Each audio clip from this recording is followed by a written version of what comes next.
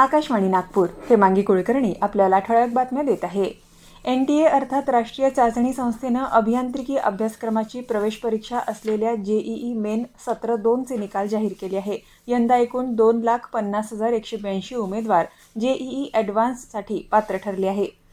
महिलांना संसद आणि विधिमंडळात 33% आरक्षण तातडीनं लागू करावं अशी मागणी काँग्रेस खासदार वर्षा गायकवाड यांनी केली आहे. महिला आरक्षण विधेयक 2023 मध्ये संसदेत मंजूर झालं. त्याची अंमलबजावणी 2024च्या लोकसभा निवडणुकीत झाली असती तर आज लोकसभेत 180 महिला खासदार असत्या, असं गायकवाड म्हणाल्या. सरकार महिला आरक्षण विधेयकाची अंमलबजावणी न करता याचा वापर केवळ ढालीसारखा करत आहे, अशी टीका त्यांनी केली.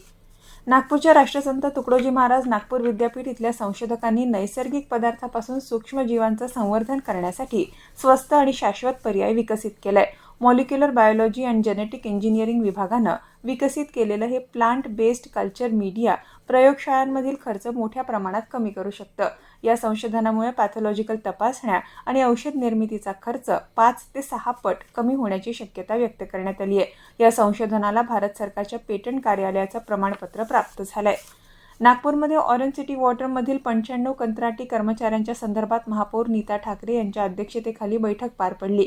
या बैठकीत संबंधित कर्मचाऱ्यांना कामावर रुजू करण्याबाबत 4 दिवसात निर्णय घेण्याचे निर्देश देण्यात आले.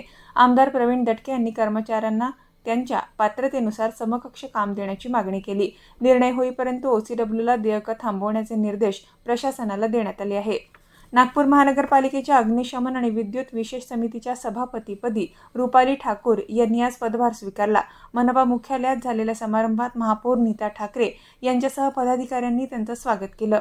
भंडारा जिल्ह्यातील पवनी इथल्या भाई तलाव वार्डात कूलरमध्ये पाणी भरताना विजेचा धक्का लागल्याने 26 वर्षीय व्यक्तीचा मृत्यू झाला.